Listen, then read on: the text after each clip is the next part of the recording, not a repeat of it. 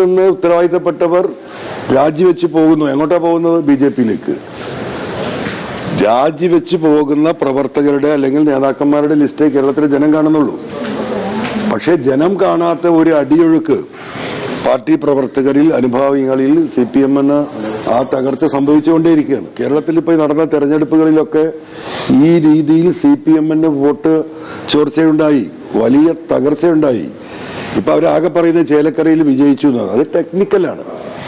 35,600 vote ഭൂരിപക്ഷം ഉണ്ടായിരുന്ന ഒരു നിയമസഭാ മണ്ഡലത്തിൽ എന്നാണ് ഈ 2021 നടന്ന തെരഞ്ഞെടുപ്പാണ്.